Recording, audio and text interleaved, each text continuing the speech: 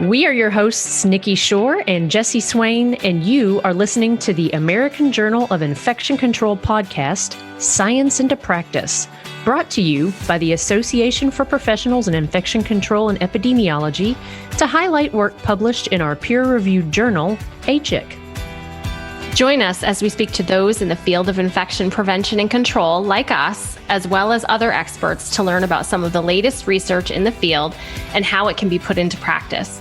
We hope you will listen in, learn something new, and apply this information to your work. If you are not a researcher already, we hope this podcast will get you thinking about areas where you can carry out your own research. Hello from New Hampshire, Nikki. Oh, hello, Jesse from Kentucky. How's it going up in the Northeast? Very, very cold. Yeah. It's cooling down here, but I need to live in New Hampshire. You want to switch places? You want to live in New Hampshire? Most people want to move south. Nope. I would like to move north. We'll do a trading places. That sounds good. Yeah. Yeah. We'll bundle up. Oh, I know, right? Mm-hmm, so I do have a joke for you today. As usual. Okay. And it kind of coincides with a little bit about what we're going to be talking about, a little bit. But do you know how many jazz musicians it takes to change a light bulb? No. A 1, a 2, a 3, a 4. Okay. I am really curious as to how that's... Oh, I see how it relates today. Light. Yes. And UV lighting. Oh my God, you are genius. You are a genius, Jesse. No, but our guests today just might be. Oh. So let's get started because we have a lot of questions for our guests, Casey Lewis and Victoria Crall today, both senior infection preventionists at the University of Pittsburgh Medical Center, Presbyterian Shadyside, to discuss their quality improvement initiative strategies for deployment of ultraviolet disinfection in an acute care facility. So Casey graduated from the University of Pittsburgh in 2017 with a bachelor's degree in anthropology and a minor in religious studies. Casey is currently pursuing her RN at Community College of Allegheny County. In her role as senior infection preventionist, she specializes in high-level disinfection and sterilization, which makes sense because we're talking about that today.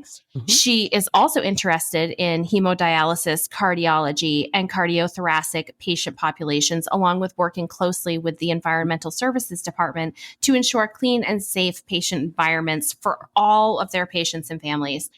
Her hobbies outside of work are traveling, taking walks with her German Shepherd, and trying all the new foods around Pittsburgh. That's fantastic. That sounds fun. Yeah. Mm-hmm. Victoria graduated from Duquesne University in 2011 with a bachelor's degree in biology and a double minor in mathematics and biochemistry. She then attended the University of Pittsburgh Graduate School of Public Health, where she completed her MPH with a focus in epidemiology in 2013. In her current role as senior infection preventionist, she specializes in surgical site infection reduction and infection prevention in the perioperative setting. She is also interested in high-level disinfection, sterilization, and working closely with environmental services to ensure a clean and safe environment of care. Her hobbies outside of work are also traveling, reading, and chasing around her 2-year-old son. I think we've all been there. Mm-hmm. I'm approaching that. That takes up a good majority of time. Mm-hmm. Well, welcome, ladies. Thank you. Happy to be here. Yeah, thank you. Now, do you mind for our listeners just to say who is who? Sure. I'm Victoria. And I am Casey. Fantastic. Thank you. Thank you. So today we're going to talk about UV disinfection deployment in an acute care facility. Victoria, do you want to kick us off today by telling us what prompted this quality improvement initiative? Sure, I would love to. Thank you for having us. So Casey and I have been working together for many years now, and a lot of our interests in infection prevention align. And one of them was a really close relationship with our environmental services department. You know, we tell them all the time that they are truly the most important people in the hospital, because if we couldn't keep our hospital clean and safe, then we wouldn't be able to keep it open. So we work a lot with them with different initiatives to ensure that they are, kind of up to date with the latest technology. And we had this technology available to us, and we wanted to ensure that we were using it to its full potential to keep our patients as safe as possible. So we worked really closely with them just to ensure that we were utilizing it to our full advantage. It took a lot of resources. Staffing resources are a premium in healthcare. Mm-hmm. That would probably be a limiting factor to, getting these units and machines deployed was how we deployed them from a person perspective. So we used that relationship we already had with them to try to ensure that we could utilize these to their full potential in our facility. We are a large facility. We are a 600 plus bed acute care facility. We serve a lot of vulnerable populations, including transplant patients. So with this technology, if it's able to provide us a safer environment, we want to ensure that we are using it to its full potential. Great. Thank you so much. Yeah. And I'm curious because we at my hospital, we've had the opportunity to use some UV devices before. And I think they're so neat, some of the information that you can pull from them depending on what UV technology you use. So could you tell us about the UV device that the hospital was using and how it functions, who's trained to use it, et cetera, et cetera? Yeah, so this is Casey. I can chat about this. So the UV device that we used was actually called Tru-D. I think they've branded now as Tru-D Smart UVC. But that is the machine that we used. We used a lot at different hospitals here at UPMC, but the main one here for us. And similar to every other machine, it's a very tall robot-looking machine that uses UV light to hopefully zap all those microorganisms off the wall, off the bed.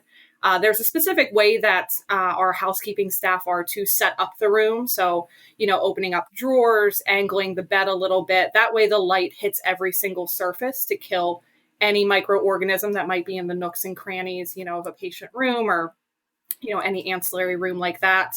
And who was trained to use it was really anybody. So, Tru-D came in. They, like any other vendor, come in quite often throughout the year. They do their trainings, what we call a super user. So they would train mostly our directors and our supervisors and managers of the housekeeping staff who would then, be qualified to train, the actual housekeeper for, unit A, B, or C. And then that's pretty much how we did it. So really anybody could be trained to use it. It wasn't just limited to, to certain staff. I think a select population, which we'll probably get into later on some of our units, some nurses could even be trained if they wanted to, for those who were really, really interested in Tru-D. But yeah, I would be if I were a bedside nurse. I think it'd be pretty cool. So how did you determine the baseline of use? That's a good question. So one of the nice things about utilizing this technology, with the vendor was they had an online web-based platform that the machines would speak directly to and upload all of their information. So Casey and I were able to then go onto that platform and extract, Excel file after Excel file of use based on day, based on unit, based on cycle type, and time that it took for that cycle to complete. So we were able to extract all of that raw data and then analyze it in a way that showed us, how often we were using it, the areas we were using it in, and how long we were using it. So we wanted to look at this project through two metrics, which I'm sure we'll talk about in a little bit, was how much time we were using the UV disinfection and how many cycles we were running. So having that support, that web-based support from the vendor was vital to be able to get all of that information. Mm-hmm. That's really interesting. Just a little follow-up question to that. Like you said, it could tell where they were located. Was that something the staff had to actually input into the machine when they set it up? Yes. So all the machines had a kind of a list in their own database of all the different areas that we could utilize them in the hospital. So the staff would pick where they are, be it an inpatient room, a procedural room, a lounge, anywhere that they wanted to use it, they would input that room number. And then from there, the machine would say, okay, we did this room for this long and it was complete on this date. Cool. That's a great thing to have, especially having that information, be able to like upload and collect that out of the system later. One of the things, though, that I have to say really blew my mind was when I was reading the article and it said the inpatient room walls were painted with reflective paint. Can you tell us more about that? Like, does it look like regular paint? And what were the benefits of having this reflective paint? Yeah, so it's funny. I feel like working in it, you kind of just get used to the reflective paint. It's a very neat thing that we're able to use, but it's just like regular paint. It doesn't look any different. And it is supposed to help.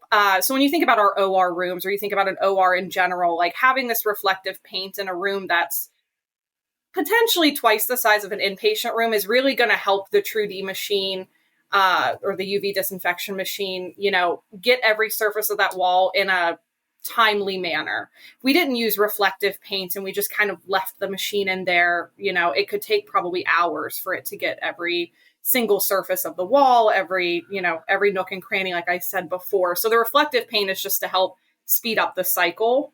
So yeah, we used it in, I think, most of our ORs. I don't know that we used it too many other places, but larger areas like that. And you can't tell the difference between that and regular paint when you're looking at it? No, it's actually mixed into the paint that we have.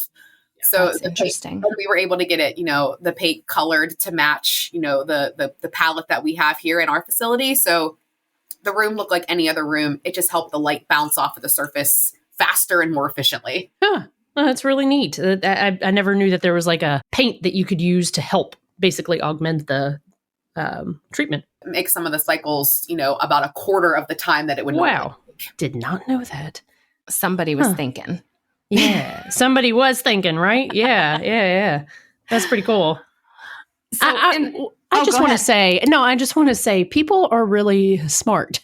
And lots of people have retired and are like living on an island because they came up with something like that. So we just need to get our thinking caps on. Okay. Yes, someday that'll be us, Nikki. Okay.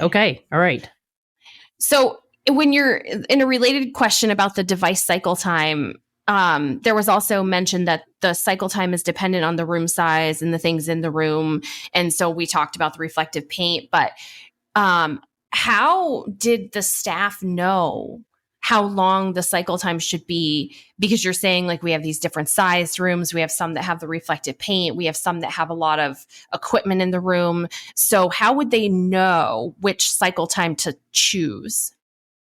So speaking of people being really smart and coming up with things that, end up letting them live on an island, the machines were actually smart enough themselves to do that for you.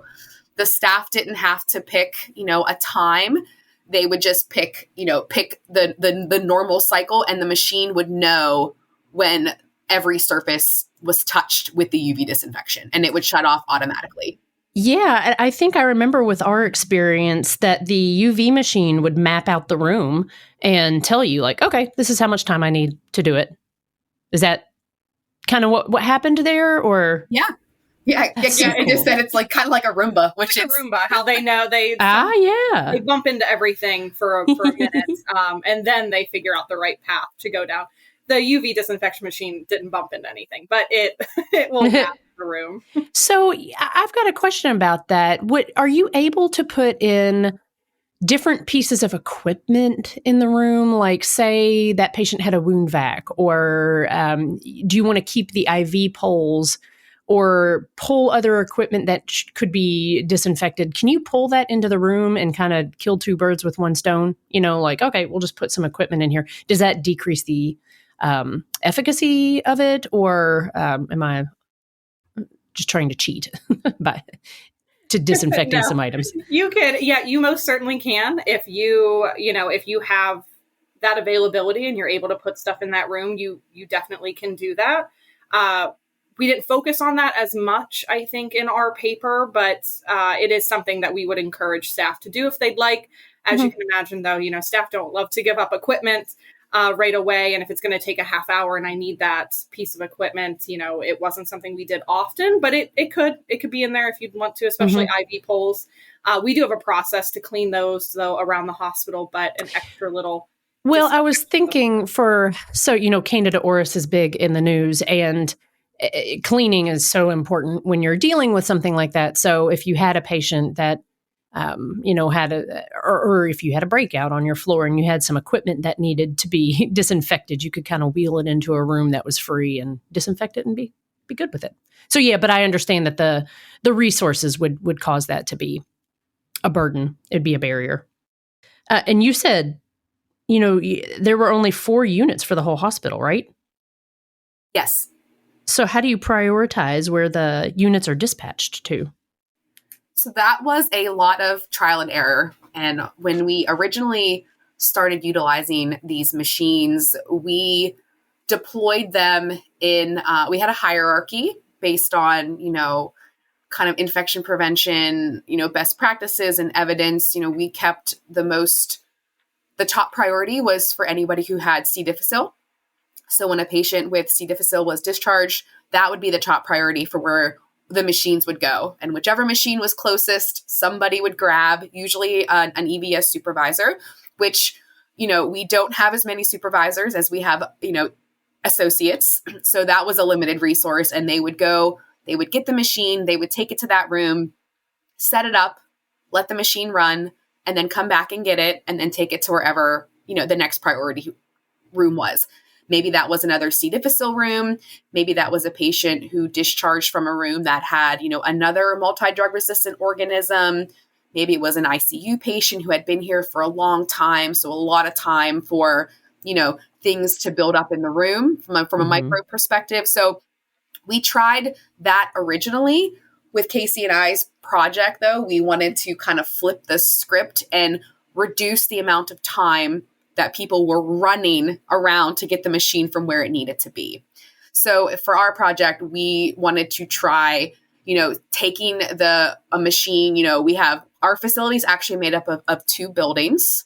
So one facility got a machine, the other facility got a machine. They started on the top floor and they had that machine for the whole week. And then they moved down to the next floor and the next floor, and we just kept rotating it. So the unit could have it, that entire time. They could use it as much as they wanted, anywhere they wanted. This could be a good opportunity for them to utilize, putting equipment in different rooms and trying to, zap all of those reusable medical equipments that we touch constantly and, try to wipe down, as much as possible. One of the other machines was dedicated to our procedural areas. So it rotated between the operating rooms, our GI lab, our bronch lab, all of those types of places. And then we had the 4th one dedicated to high risk areas. So for us, that was our transplant units and our ICUs and our emergency department. So all 4 machines had a schedule of rotation, and they stayed on that area for a whole week. And then they moved to the next place to hopefully eliminate people having to run around and run from facility A to facility B. Yeah, right. Is, actually, more than a half a mile away from each other. Yeah. So it took we spent more time moving the machines around than running them. Okay. Yeah. Well, so what data were you collecting kind of in order to ensure consistent use of the devices, and how was it collected? Yeah, so like we talked about earlier, these machines are very smart. So luckily for them, they all come with an iPad attached to them that was keeping track of the data that, Victoria had specified earlier. It keeps track of every single room in the hospital, every single room that was being used in, I should say. So then we're able to go on there. Tru-D had a nice website and a portal that we could, easily extract that data, put it into an Excel, and kind of sort how we wanted to track that data, which was cycle times. Of course, it would keep track of every single time it was in the room, how long it was in each room, how long it was in each procedural unit, things like that. So we would keep track of the time. And then there was a little manual work for Victoria and I, because, when you get a room that's like North 467, I have no idea if that's a patient room. Is that, a clean utility room? So there was a little bit of manual work on Victoria and I's end to look at our floor plans and see where we're utilizing it at, because we wanted to see, I'm sure we'll talk about it later, did we use it more in a procedural unit? Were we using it more on the inpatient unit? And if we were using it on the inpatient unit, did it spend more time in the rooms? Did it spend more time in like the family lounge or the soiled room or the clean utility room? Like, where were we utilizing this machine so we could then, tell the unit next time they get the machine, hey, you only used it twice this week for 20 minutes each, on 2 inpatient rooms. How can we increase some more cycle time? How can we get this machine, moving around your unit a little bit more? So that's pretty much what we tracked, I think, for the most part.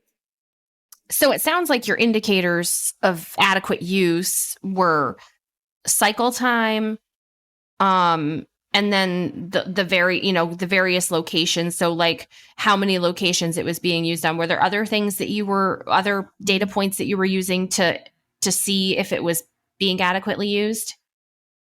Yeah, so the primary outcomes for us were the number of cycles, like the raw number of cycles, and the cycle time. But then we also looked a little bit, more closely at the types of rooms they were being used in, like Casey just specified. So historically, it was inpatient rooms and it was ORs. Those were 95% probably of where they were being used, but those aren't the only areas in the hospital that can become contaminated. So we wanted to encourage, with this weekly model of you can use this as much as you want, wherever you want. We wanted to encourage more use of those soiled utility rooms, the lounges, other supply rooms where, we don't necessarily clean those as much as we do patient rooms, but those rooms can become contaminated and then staff are in there, getting things, picking up things. So we wanted to expand the use to different types of areas. So we did look, Casey and I would go through kind of manually and check every room number to see, is this a patient room or is this more of an ancillary area? Yeah, I think that makes sense. And then I noted that the study was broken out into 4 different study periods. So can you talk about why you ended up breaking it out into those 4 periods? And were each of these study periods different from one another and how? Yeah, so obviously we didn't really want to do 4 study periods, but as you can imagine, we did the 1 study period was our intervention period. So that was the time Victoria and I came up with the plan to, use 4 machines for high risk procedural, and then, for hospital A and hospital B. The other 3 were interesting. So we had the baseline period was our first one.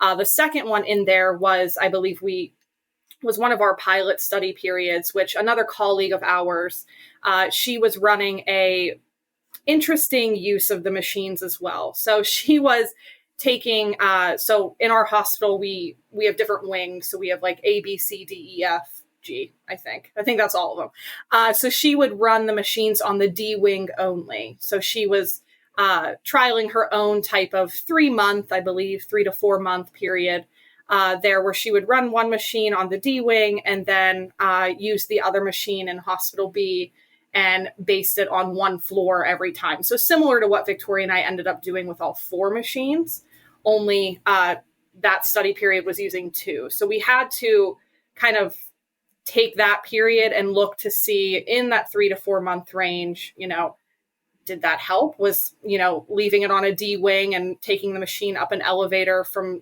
floor 12 to floor 1, was that, more effective than what Victoria and I were doing with our study period?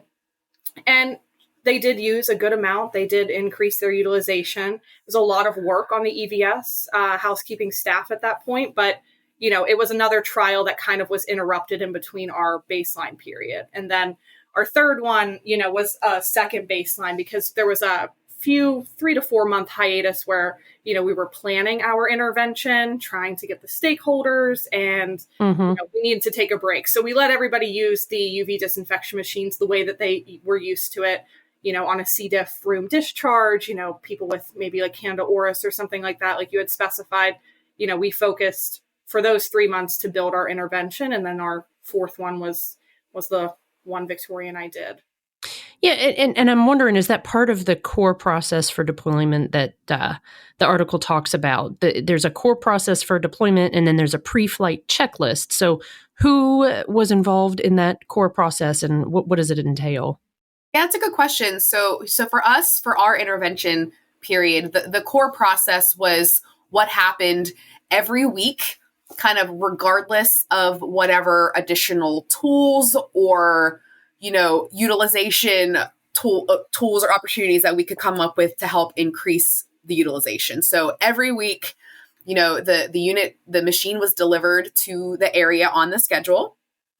The housekeeper associate that was on that unit would be real-time trained by one of their super users to alleviate the supervisor having to be the one to, kind of come back and forth and make time to get the machine moved from, one area on the unit to another. The associate that was up there could do that and help save that time. And then about midweek, we would send an update to the area on their progress to say, hey, this is how many cycles you have done. Here's some opportunities to improve. And then we would feed that back, let the week play out, and then we would move the machine to the next area and kind of run the same process. Now, throughout the intervention, Casey and I came up with other deployment tools to try to help increase utilization, remind EVS, where the machine should be, and just overcome some of those human factors and staffing constraints that could have led to low deployment. So the pre-flight checklist was one of the first things we came up with, and we used it for quite a while. We did end up not utilizing it for the entire intervention because it wasn't helping increase deployment or utilization, and it was just another strain on staff to have to use. But the original intention of the pre-flight checklist was for the unit that was going to have it the following week. The infection preventionist and the unit and EVS would come together quickly and say, our week is coming. What are our goals? Is this a unit that has high discharges where we want to make sure we get every discharge, regardless of any, drug-resistant organism status or C. difficile? We just want to make sure every room gets cleaned and UV disinfected before the next patient gets there. Is this a unit that has, low discharges? Do we want to focus on bathrooms and soiled rooms and other areas that can become contaminated that we don't always have the opportunity to do this enhanced cleaning on? So what is the goal for the unit? And then can we enact that plan when their week comes? So that was, that's kind of in a nutshell what the core process looked like with the pre-flight checklist. We wanted to ensure that infection prevention, the unit leadership from a nursing perspective, and EVS were all working together to make it as successful as possible. So it sounds like, you're able to use the information from the deployment and the checklist and all that. You're able to follow up with EVS and nursing around meeting the utilization goals. And, if the goals weren't met, the team was able to kind of discuss improvement strategies. So that's very helpful in devising how to move forward with those. So kudos to that. Why do you think that there was a decrease in the proportion of UV disinfection cycles in inpatient rooms from pre-intervention, but then there was an increase in disinfection cycles in the procedural areas? For the inpatient units, I think, and we touched on this a little bit too, we have this staffing constraint, right? We have a lot of patients on a unit, potentially not a lot of discharges happening, and trying to get your nursing staff to understand, we don't just have to focus on inpatient rooms. We can do this in your soiled room, in your clean utility, in your bathroom, in your family lounge, especially, pre-COVID, where families were hanging out for long amounts of time and, awaiting discharges of family members, or like some of our gymnasium rooms, I guess you want to call it, for our rehabs and things like that. So I think there was a little bit of a struggle on the inpatient side to use it in unique areas. I think Vic and I you say the word unique a lot when we were talking with the units, whereas the procedural units really don't have a choice. We're running those Tru-D machines or those UV disinfection machines pretty much on third shift EVS, so overnight, where there's no interruption of patients, really of staff.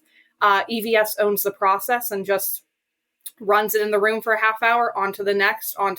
So it was a continuous cycle where I think we saw a lot of, increase in disinfection with those units because there was no, patient overflow. There was no worry about staff being in a room, in the med room, or, doing things in a clean utility room. We could just throw the machine anywhere. Whereas on the inpatient side of things, you just have the workings of every day going on a unit. There's not a lot of opportunity to put the machine everywhere. And, I think we all know in a hospital, from 7 a.m. till, probably about 5 p.m. is pretty busy. So even for EVS housekeepers to focus on cleaning their rooms, cleaning all the ancillary areas, and running a machine, we were also increasing a lot of burden on the staff with the housekeeping department. So I think that's why you saw it increase. Where did you store the UV machines? Great question. So they live down in the housekeeping department. So we have 2 different locations, both at, Hospital A and Hospital B, where they would kind of live. But for the most part, when we were running this, the goal was for them to try to, like, let's say, we're doing unit A this week. So when Sunday comes and you're done using, machine 1, you need to move it down to unit B now. So that way, Monday morning comes around, it's right there ready for either that housekeeping supervisor or the housekeeping staff to just grab that machine and go. And it's a visual reminder of, hey, this machine must be on this unit for the week. Yeah. That's cool. Very cool. Yeah. And storage comes at a premium. We know that. Oh boy, it sure does. So additionally, the article mentions that the UV cycles per week decreased 8% during the geographically confined pilot and decreased 78% during the 52-week intervention. So what are your conclusions from that data? So I think that was one of the unique things about both our intervention and the confined pilot was, historically, we used the machine, lots of cycles were ran. Like Casey mentioned, a lot of cycles were ran overnight. They were in the operating rooms and other procedural areas, which are large areas where, the cycles can take upwards of over an hour. So a lot of cycles were being done. A lot of time was being utilized, disinfecting with the UV machine. But it may have only been in, a couple of ORs or a couple of larger areas overnight.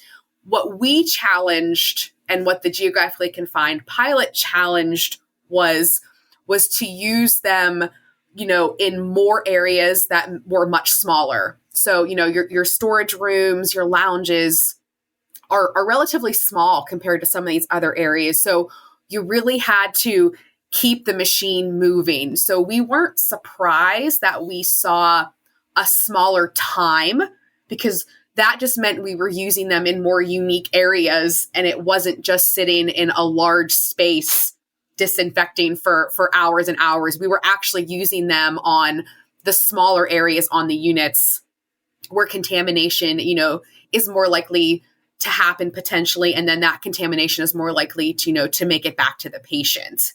So, you think of an OR, it's large, it might have ran for 8 hours straight and got, 4 or 5 ORs done.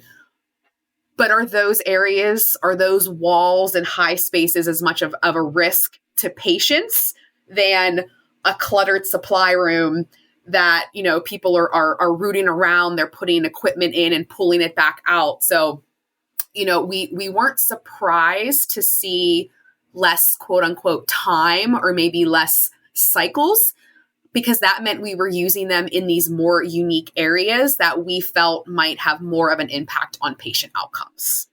So, even though we kind of saw a negative effect, we still felt like it was successful in, utilizing it in these areas that were never utilized in it before. Great. And so although the primary goal, it sounds like, of increasing the UV disinfection cycles and time throughout the hospital wasn't necessarily successful, your secondary goal of increasing deployment to areas outside of the inpatient rooms was successful. So why do you think that was specifically so much more successful? Yeah, I think, like we've said in the previous questions too, it's just this was something new for these units to see. I don't think we specified that earlier, actually. that these units, like a bronch lab, our interventional radiology or our GI lab, some of these units had never seen UV disinfection before. So I think another reason why this was probably pretty successful was, approaching a unit director and, talking with nursing and saying, hey, I'm going to put this machine in here that, utilizes UV disinfection, should help really kill the microorganisms. Are you okay with that? And they're like, yeah, this is wonderful, especially for a GI lab or, interventional radiology, where those are basically procedure rooms or ORs, our HVI suites or cath labs or EP labs, utilizing it in those large rooms. I think people really wanted to see that and wanted to know, when I come in the next week, these rooms are going to be very, very clean. We've already cleaned them through EVS for our housekeeping staff, and now we're adding an extra layer of cleanliness on here. So I think this new technology was also why it was a little bit more successful in the procedural units. And like we touched on before, when you don't have patients and you don't have a lot of staff, kind of mucking around and, getting in the way of things, you're able to just run a machine in an 8-hour shift and, really bang out a lot of rooms and increase a lot of cycle time. I think, like Vic said, being in an OR room, even with reflective paint, 30 minutes it's pretty good, for a UV machine to be in there. So, times that by, let's say 20 ORs in an evening, that's a lot of cycle time. So they saw a lot of success from this project in comparison, to the inpatient side. These type of disinfection equipment are considered adjunct to the regular cleaning and disinfection processes. Do you think that this type of disinfection is necessary of the general cleaning and disinfection if being done appropriately? I think that is a great question. And I think a question that a lot of infection prevention teams and facilities have to answer when you decide if this is a resource that you want to invest in. I think personally, if you could guarantee that every, EVS associate had the time and the products and the opportunity to, clean the room 100% with no human error, then I don't think any adjunct cleaning would be necessary because, the products that we use are effective against the organisms that we want to protect patients from.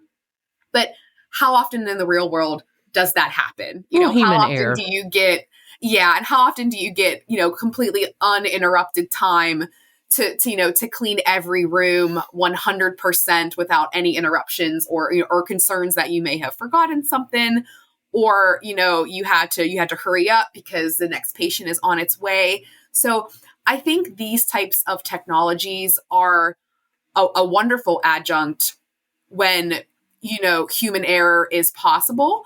But I mean, is it 100% necessary? If you were hitting 100% of the marks, probably not. But in the real world, if you have the resources to be able to utilize these machines, why not give that extra layer of protection?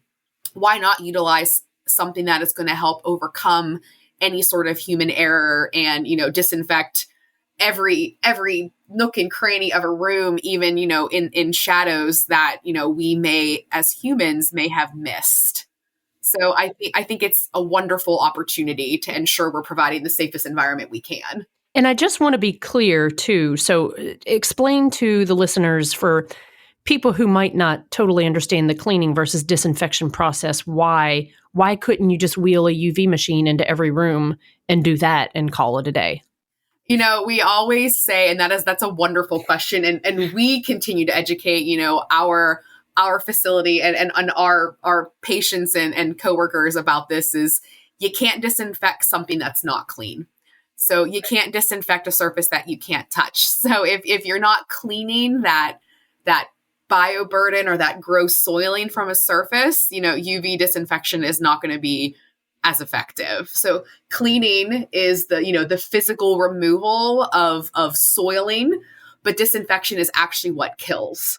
Yeah, I was going to say, we teach a lot of classes for, like our PCTs and our nurses. And a great example I tell everybody, it's not the best one to think about in your head, but, some of us have little ones at home. So let's say, Victoria's son just decides to, vomit on the floor. You're not just going to zap it with UV disinfection, right? You're not going to just disinfect that surface. You're going to remove and you're going to clean all that organic material, and then you're going to zap it with UV disinfection, or, bleach wipes or something that you would, use at home. You wouldn't have a UV disinfection at home. Maybe you would. Sometimes I think I would like to have a little UV disinfection machine. We all would. I think we all would. Following my little one around. That would be nice. Yeah. Yeah, I think that's a good example, because I know Jesse and I are probably explaining that concept a whole lot. So that's a good example. I'll have to use that. The kid puking in the floor or your dog messing in the floor. So that's a good example. Thank you for that. Now, tell us some of the barriers that you observed during the project that others might face if they're trying to do this type of disinfection. Well, I think we've probably hit on a few of them. We've probably really beat a drum on the staffing one, right? I mean, even after COVID, we see how staffing crisis is still happening. So I think you see that in, a housekeeping department, right? A department that, should be paid a lot better than they are, who has a high turnover rate. So I think the constant training that you have to put into making sure they know how to run these machines adequately, make sure they're inputting the data correctly, because that's, what Victoria and I are relying on at the end of the day. So I think staffing is probably our one of our biggest barriers, that I would kind of talk to other hospitals about. And then the number two is the machines. You hear a lot of other hospitals around the country who use, either the version that we used, or, there's plenty of other UV disinfection machines out there. It's the new thing, everybody has one. I think you hear, I have one on every single floor of my hospital. And when you think about it, yeah, that would be phenomenal. But these are a 6-figure investment. And exactly. Hospitals nowadays, $100,000 can be used in various ways other than a UV disinfection machine. So I think if we had the chance to have more of them and be able to, really push this on maybe the nursing unit, or, maybe have this run by other ancillary staffs, I think we probably could have seen a little bit more success. But barriers are staff, money, and equipment. I mean, those are probably the three. And Vic answering the last question kind of made me think too, I think before we would have done this study, we probably should have maybe looked at what is our cleaning like? Like, let's take disinfection off the table, right? Like, how are our staff actually cleaning these rooms? So then we can guarantee when I throw in a UV disinfection machine after the cleaning, I know I'm adding an extra layer, and that's going to be very helpful, for the next patient coming in or the next staff member coming into that room. So I think, also measuring your cleaning from your housekeeping staff would be, I wouldn't say it was a barrier, but probably something we could have thought about in the beginning a little bit more. And so if you thinking about the future and when robots take over, no, I'm just kidding. But thinking about the future work in this area, what do you think future investigations should look like? Like, what should we be looking more at? Or what kind of data collection do you think would be most helpful in sort of guiding us in how we apply this technology in the future? I think the biggest thing for us to give to somebody who is kind of venturing into this realm, or if Casey and I had the opportunity to do further studies, would be to really understand what your current facility's usage is. If you have a UV disinfection already and you want to learn or figure out a way to utilize it more, I think you really have to understand how it's being used now. Is it your environmental services? Is it nursing? What are their barriers? It's very easy from an outside perspective to say, here is this amazing piece of technology, go use it. Right. But until you really understand, what are the struggles and the barriers and other pain points of the end users, you're not going to be able to come up with a successful way to deploy it. So a majority of what Casey and I focused on was just understanding how it's being used currently and how the end users think they could use it better. And then deciding, what is your own hierarchy? Not every facility could have one for every floor or, multiple for a facility if that's just not something that you have the resources to be able to invest in. So what is your local hierarchy? Is it patient rooms? Is it discharges? Is it certain organisms? Where are you going to get the biggest bang for your buck when it comes to patient safety? And then engage a multidisciplinary group. You have to have, it's not just something that infection prevention can fix alone, or nursing, or environmental services. We three really had to work together and overcome our, the ultimate barrier from the baseline was just having to take the machine to so many places throughout the day. Our footprint is just physically too big for a handful of people to do that effectively. And that was, the evolutions of how we deploy the machine is what you can see in the geographically confined pilot. So when we asked some of the staff, what is the biggest barrier to getting this done? And someone would say, having to take it from floor to floor to floor, it felt natural to say, okay, let's keep it on one floor. Yeah. Or in the other building, I have to take it up 3 different elevators to get to different units. Well, then let's just utilize the one specific staff elevator and try to eliminate all of those steps and all of that burden. Mm-hmm. So then when we, developed ours, we wanted to try to reduce that burden even further by keeping it on one area for an entire week and some sort of extended period of time. So the supervisors didn't have to move it really at all that week. They could just keep it on that unit, and they and the associate could just get it to where it needed to go within that space. So you really have to look at, what is your footprint and what do your end users need to be successful? And I think I would expand one more. I mean, as infection preventionists, of course, you have to talk about HAIs, hospital-acquired infections. So I think what Vic and I would have loved to have done, potentially during the intervention or afterwards, we had given it some thought is UV disinfection a way to help us reduce hospital-acquired infections? If we're doing cleaning correctly and we're utilizing this extra machine to give an extra disinfection to a room, are we going to reduce, hospital-acquired, MRSA, VRE, or anything like that? So I think that would have been something for future studies. I would be interested to see if, this would reduce your infections in a hospital by using this machine, which is was really hard for us to kind of tackle that piece. You have to think about the cleaning and the human factors in this and the patient flow and, how many infections a patient gets. So there's a lot of different variables,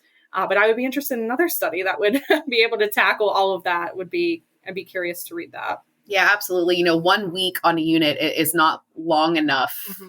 And they had it, each unit had it, a few times throughout the period, but, to look at, unit A had the Tru-D for this week and this week, it's really hard to then say if any sort of HAI reduction was because of the UV, because it wasn't long enough. So right. If you had an engaged unit or an engaged group that really liked the machine, that utilized it a lot, you probably could have an opportunity to leave it on that unit for a few months, 6 months, or, whatever you could, and really try to see if HAIs were reduced with that usage. Great. Thank you. Yeah. That it's such interesting work. So we appreciate you guys coming on here and sharing your experiences with us. Absolutely. We were happy to be here. Yeah. Thank you guys. Jesse, do you have any other questions? I don't think so. Well, then I would call that a wrap. Guys, that's a really interesting conversation. Appreciate it. Thank you for joining us today. We are Nikki Shore and Jesse Swain, and this is the American Journal of Infection Control podcast, Science into Practice. Thanks for listening and doing your part to prevent infection, because remember, infection prevention is everybody's business. AJIC Science into Practice is created by the Association for Professionals in Infection Control and Epidemiology with input from the APIC Center of Research, Practice, and Innovation, and Pat Stone and Jean Brandt at AJIC and APIC staff, Rebecca Bartles, Ria Gupta, Bobby Gulshan, and Liz Garman. We work in partnership with Human Factor and Audio Tech's Blake Althen and Carolyn Schneer. To hear other AJIC episodes and to access information about this podcast and the field of infection prevention and control, go to our website, ajicscienceintopractice.org. That's AJIC scienceintopractice.org.